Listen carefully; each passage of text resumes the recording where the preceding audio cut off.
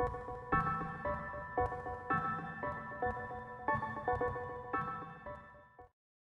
you got from the real police in ensuring that you get the details correct? Right. Well, I think it's very interesting what Natasha says, because she's absolutely right that no sooner do you write a novel and then it all changes, which I'm sure Carolyn and Jane will tell you. Just on that point, that in my novels I have mentioned the Serious Crime Agency, of course the latest one, my editor came back and said, you know, that's changed now, it's the National Crime Agency.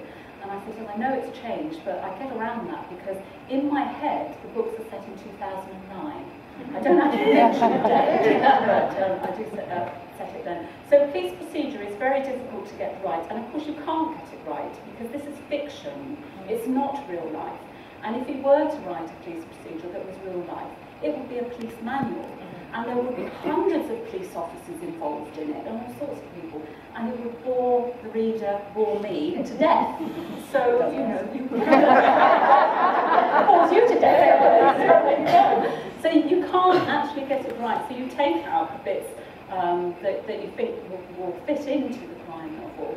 But having said that, there is an element that you do want to get right, and readers do expect you to get right. So I do try to get the police procedure as correct as I can. But Andy, being a maverick, of course, can go off and do his own thing. He wouldn't really be allowed to in real police force. But as I said, this is fiction. And I have to say that the support that I get from the police, Hampshire Police, is absolutely fantastic. They are very, very supportive, and they even supported me when I was an unpublished novelist, when I was just starting off on Andy Horton, no novels published to my name. Wrote to them twice, and they said, yes, come into the police station, we'll talk to you, we'll help you. And now when I obviously get stuck on anything, if I need to check anything, I've got so many contacts, I just email or go and see. I've been down to Jane's Fingerprint Bureau at Netley as well, and Jane's helped me with research for my latest novel, so I'm very grateful to them. Thank you. And Natasha, what are your connections with those in crime-solving professions? Well, I also have found everybody incredibly helpful. You pick up the phone and say, I'm writing a crime novel, and it opens doors in the most extraordinary way. I mean, you say your husband was a firefighter. I found the London Fire Brigade absolutely wonderful when I rang up and said, I'm writing a crime novel about the murder of an income tax inspector by means of arson.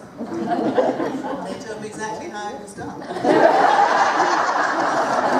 And through friends of friends, I got to a DNA testing lab when I was writing a DNA novel, which never saw the light of day because it had much too much research in it. It was, my agent said, like a science lesson. This was partly because I found it really hard to understand. And I spent a day in this lab as they took me through everything from extracting the DNA from the sample, multiplying it through the electrophoresis gel and polymerase chain reaction. God, I'm surprised you say that.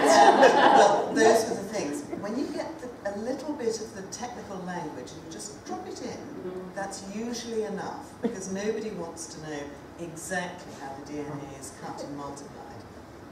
But that had a slightly weird spin-off. When I'm nervous, I tend in a childish way to scratch. And I was terribly nervous in this lab, and I was sitting there doing this. And I couldn't understand why the scientist, because I was in the lab while she was doing it, was looking so sort of twitchy and kept offering me cups of tea, and I said, no, and my downdraft is in the right somewhere. So I'm not going to have my fingerprints taken later. It's already in the database. But people are fantastically helpful.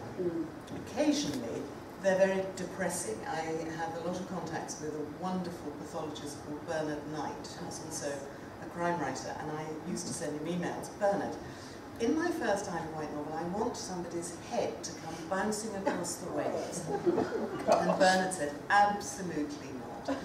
No way would a powerboat pilot's head get chopped off. However, I discovered there was a case, a steel hawser had decapitated somebody, and so I bend the truth a bit, and then put a note in the front with many thanks to Bernard Knight, who of course told me this would happen. But people are Carolyn. I'm going to ask an almost impossible